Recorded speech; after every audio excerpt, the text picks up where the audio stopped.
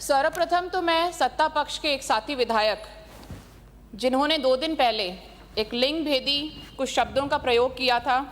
उस पर घोर आपत्ति दर्ज कराना चाहूँगी और साथ ही सभापति महोदय, मैं आपसे निवेदन करना चाहूँगी कि उनके जो भी शब्द कहे गए हैं उन्हें कार्रवाई से एक्सपंज किया जाए। और शायद यही मानसिकता है बीजेपी सरकार की कि भले ही आपका बजट एक महिला फाइनेंस मिनिस्टर पढ़ रही हैं, परंतु आपके तीनों बजटों पर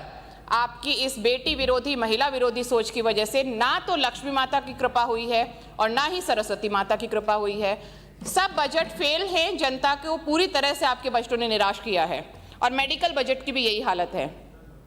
बजट में एक शब्द का प्रयोग किया गया ज्ञान, जिसमें एन स्टैंड्स फॉर नारी,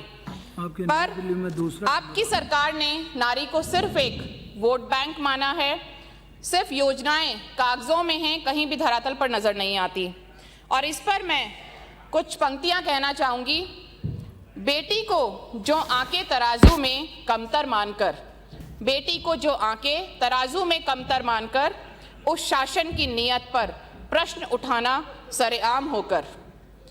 बेटी अगर झुके तो सत्ता को शर्म आनी चाहिए, बेटी अगर झुके तो सत्ता को शर्म आनी चाहिए, जो भेद करे संतानों में वो सरकार बदलनी चाहिए।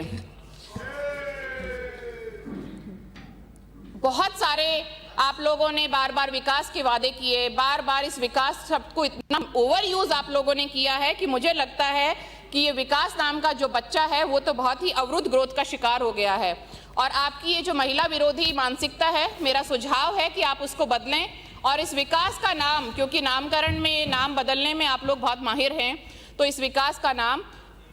एक बच्ची के नाम पर रख दें, उन्नति रख दें, प्रगति रख दें, तो क्या पता आपका भी भला हो और जनता का भी कुछ भला हो जाए। बजट में आपने उल्लेखित किया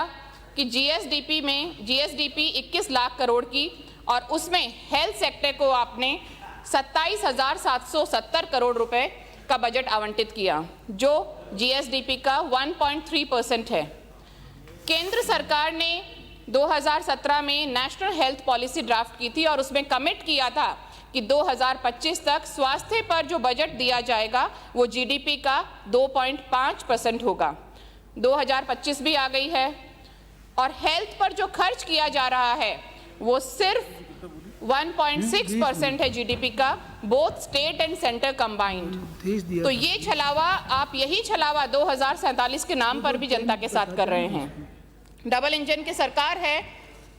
जनता जान चुकी है कि फेल हो चुकी है डबल इंजन की सरकार, और जनता को अब वापस उसी कांग्रेस के इंजन की याद आ रही है जिसने कोविड में इस राजस्थान को बखूबी संभाला और जिस कांग्रेस ने आज़ादी दिलाने से लेकर एक बहुत ही गरीब स्थिति से इस देश को लाकर 21वीं सदी में प्रवेश कराया, डिजिटल एजुकेशन हेल्थ क्रांति लाई, तो उसी कांग्रेस सरकार की जनता को फिर से याद आने लगी है।